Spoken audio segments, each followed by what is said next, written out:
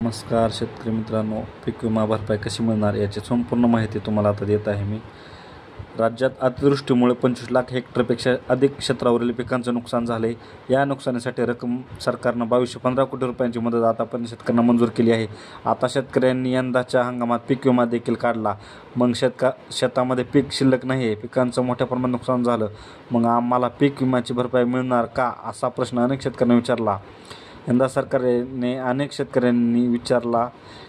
पीक विमा योजनेमध्ये मोठा बदल केला. शेतकऱ्यांना केवळ पीक कापणी प्रयोगावर आधारित म्हणजे हंगामाच्या शेवटीच पीक विमा मिळणार आहे. आता अनेक भागामध्ये परिस्थिती अशी आहे की शेतामध्ये पिकच नाही.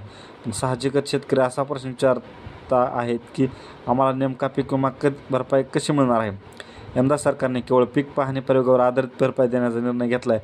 आता ज्यावेळी पीक कापणी प्रयोग होतील त्यानंतर जर भरपाई देय असेल तर शेतकऱ्यांना भरपाई मिळणार आहे.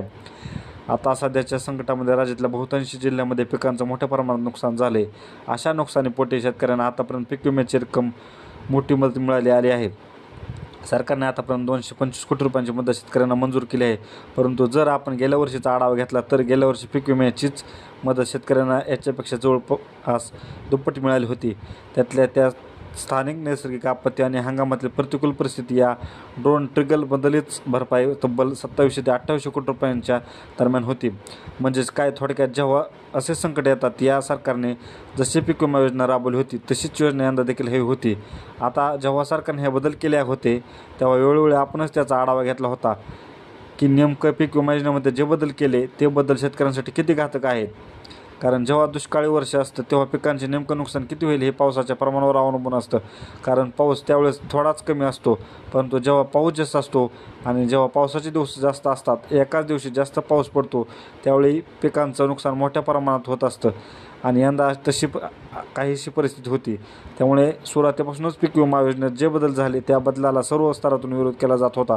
शेतकऱ्यांनी देखील पीक विमा योजना ही जुन्या प्रमाणातच म्हणजे 2024मध्ये जशी राबवली तशीच राबवा अशी मागणी केली होती. परंतु राज्य सरकारनं 5000 कोटी रुपये वाचवण्यासाठी पीक विमा योजना बदलली आणि केवळ पीक कापणी प्रयोगावर आधारित नुकसान भरपाई देण्याचा योजना यंदा राबवण्याचा निर्णय घेतला. आता सरकारनं 5000 कोटी वाचवण्यासाठी पीक विमा योजनेमध्ये एवढा बदल केला, परंतु सरकारच्या निर्णयामुळे शेतकऱ्यांना यंदा मोठा फटका बसतोय. गेल्या वर्षी शेतकऱ्यांना 5 ट्रिगरमधून एकूण विमा संरक्षण मिळत होतं. त्यातलं एक तर पेरणीचं न होणं की म्हणजे पेरणी न झाल्यामुळे नुकसान भरपाई मिळत होती. त्यानंतर स्थानिक नैसर्गिक आपत्ती, हंगामातील प्रतिकूल परिस्थिती, काढणी पश्चात नुकसान भरपाई आणि पीक कापणी पुरावर आधारित असे 5 टप्प्यांमध्ये भरपाई मिळत होती. किमान 4 टप्प्यामध्ये तर शेतकऱ्यांना भरपाई मिळायची.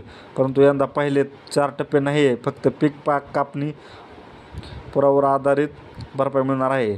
आता शेतकरी असा प्रश्न विचारतात की आमच्या शेतामध्ये सध्या पिकच उभं नाही. त्याचं महत्त्वाचं कारण अगदी नदी आणि ओढ्यांना पूर आल्यामुळे जे पुराचं पाणी आणि शेतामध्ये शिरलं, अनेक भागामध्ये पिकच वाहून गेलं.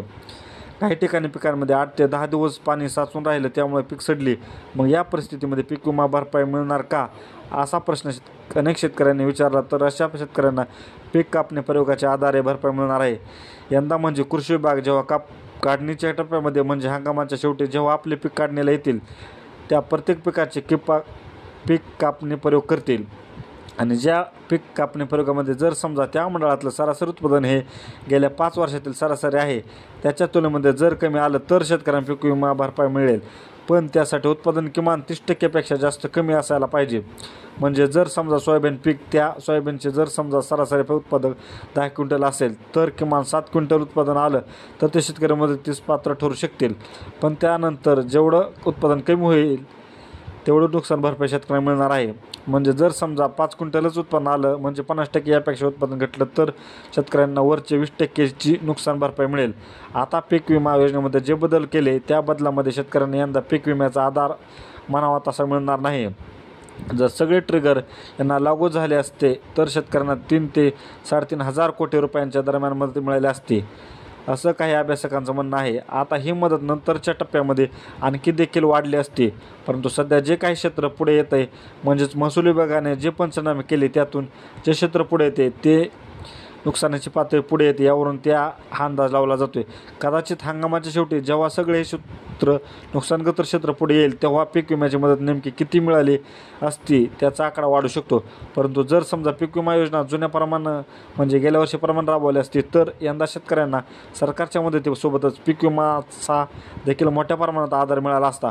आता सरकारने जे 2215 कोटी रुपयांची मदत मंजूर केली आहे ती मदत देखील 7,500 रुपये प्रति हेक्टर याप्रमाणे आहे. पण जर समजा पीक विमा योजनेमध्ये ट्रिगर, स्थानिक नैसर्गिक आपत्ती किंवा हंगामातील प्रतिकूल परिस्थिती हे लागू असते, त्या स्थानिक नैसर्गिक आपत्ती हा ट्रिगर लागू असता आणि जर समजा शेतकऱ्यांना वैयक्तिक पातळीवर जर नुकसान भरपाई देऊ केली असती आणि आत्ताच्या परिस्थितीत की जिथं काही भागामध्ये 50%, काही भागामध्ये 70%, काही ठिकाणी तर अक्षरशः 100% प्रमाणात नुकसान झाले आहे, त्या भागातील शेतकऱ्यांना मोठ्या प्रमाणात पीक विमा भरपाई मिळाली असते. परंतु सरकारने योजना बदलल्यामुळे या संकटाच्या काळामध्ये पीक विम्याची भरपाई देखील शेतकऱ्यांना कमी मिळणार आहे. सरकारने देखील जी काही अतिवृष्टीची मदत आहे ती खरीप 2024पेक्षा यंदाच्या कामात कमी केली आहे. 2 हेक्टरपर्यंतच मदत मिळणार आहे. तसंच पिकांसाठी 8,000 रुपये जशी की आता सरकारने मदत मंजूर केली आहे त्यानुसार बागायती पिकांना 17,000 आणि फळबाग पिकांना 18,500 रुपये हेक्टर मदत सरकारने देणार आहे. यंदाच्या हंगामामध्ये अतिवृष्टीने राज्यामध्ये अक्षरशः धुमाकूळ घातला आहे. आतापर्यंत 25 लाख हेक्टरवरील पिकांचं नुकसान झाले असं महसूल विभागाचा अहवाल पुढे आलं आहे. आणि हा अहवाल आहे जवळपास 18 ते 19 तारखेदरम्यानचा. मागच्या 2-4 दिवसांमध्ये जे नुकसान झाले, जे क्षेत्र वाढले ते वेगळंच असेल. कदाचित हा आकडा जेव्हा पूर्णपणे होतील तेव्हा 28 ते 30 लाख हेक्टरपर्यंत जाऊ शकतो असा देखील अंदाज व्यक्त केला जातो आहे. एवढ्या मोठ्या प्रमाणात शेतकऱ्यांचे नुकसान होत असताना सरकारने जे काही NDRF आणि SRFचं मदत आहे ती कमीच दिली जाणार. पीक विमाची मदत ही मोठ्या प्रमाणात मिळाली असते. आता सरकारनं पीक विमा योजना जो बदल केला आहे त्याचा फटका आपल्या शेतकऱ्यांना जो बसतो आहे त्याविषयी तुम्हाला काय वाटतं आपला कमेंट बॉक्समध्ये नक्की कळवा. व सर्व सायंकाळी 8 वाजता मार्केट इंटरेस्टमधून आपण शेतीमालाचा बाजारभाव आपण बघू शकता. अशाच माझ्या व्हिडिओ बघण्यासाठी शेतकऱ्यांसाठी सबस्क्राईब करा. धन्यवाद. शेअर करायला विसरू नका.